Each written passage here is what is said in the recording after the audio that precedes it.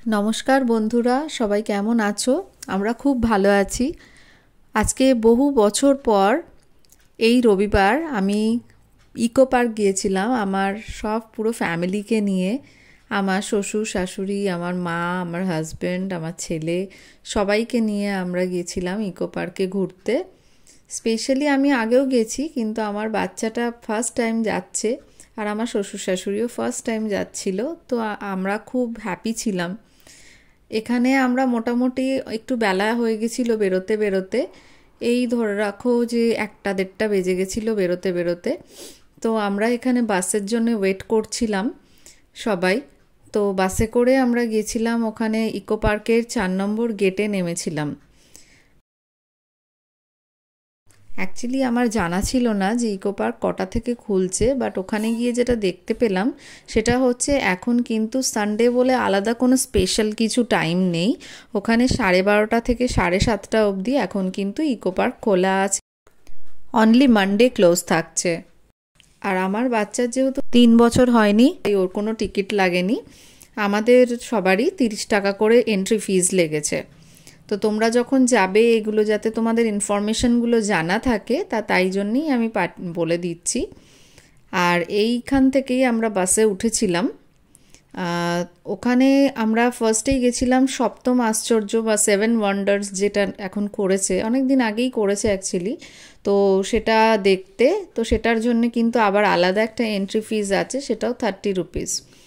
তো এটা আমাদের যেতে যেতে যেহেতু একটু বিকেল হয়ে গেছিলো, তো স্বাভাবিকভাবেই সূর্যটা অনেকটাই নেমে গেছিলো, অনেকটাই কমে গেছিলো, তো আলো খুব বেশি ছিল না। তো তবুও চেষ্টা করেছি যতটা সম্ভব ছবি তুলে নেওয়ার। এখানে পিরামিডটা কিন্তু সত্যি খুব সুন্দর লাগে, কারণ দেখো ভেতরে কিন্তু খুব বেশি স্পেস নেই, বাট তা সত্ত্বেও দেয়ালের এই কারুকার্যগুলো কিন্তু সত্যি অসাধারণ। আমার তো দারুণ লেগেছে। আমার বাচ্চাটা ওখানে গিয়ে তো নাচতে শুরু করে দিয়েছে, ও কি করবে বুঝতে পারছে না, এত বড় জায়গা।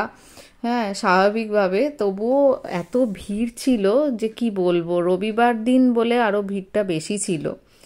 তো আমরা তবুও ওর চেষ্টা করছিলাম হাত ধরার, কিন্তু ও তো কিছুতেই ধরবে না। ওখানে খাবার দাবার, বাইরের খাবার কিন্তু সব অ্যালাউড, শুধু প্লাস্টিক ব্যাগস নিয়ে যাবে না। আমরা খাবার সব বানিয়ে নিয়েই গিয়েছিলাম ওখানে, যাতে কোনো রকম কোনো বাইরের কিছু কিনতে না হয়, কারণ ওখানে কি পাওয়া যাবে আর তাদের কোয়ালিটি কি আছে না আছে সেটা আমরা জানতাম না অতটা ভালো করে। বাট ওখানে গিয়ে দেখলাম রেস্টুরেন্টও আছে, এমন নয় যে তোমাকে বাইরের থেকে করেই নিয়ে যেতে হবে। রেস্টুরেন্ট আছে যখন, ওখানে আমরা পেয়েই যাব কিছু না কিছু। এছাড়াও ওখানে আছে বোটিংয়ের ফেসিলিটিস, টয় ট্রেনের ফেসিলিটিস, তোমাকে সারা পার্ক ঘুরে দেখাবে। তাছাড়া বয়স্ক বা বাচ্চাদের জন্য কিন্তু খুব ইউজফুল ব্যাটারি গাড়ি, যেটা কিনা পার হেড 100 টাকা করে। আর নিজেরা কাপল যদি যাও ঘোরার জন্য ডুও সাইক্লিং ফেসিলিটিস আছে, যেটা কিনা 20 মিনিট 150 টাকা। এখানে বলে রাখি যে ডুও সাইক্লিং আর ওই ব্যাটারি গাড়ি যদি ফেসিলিটিস নিতে হয়, তাহলে কিন্তু অবশ্যই 2 নম্বর গেট থেকেই আপনাদেরকে নিতে হবে, কারণ এটা কিন্তু পার্কের আর কোথাও পাওয়া যায় না।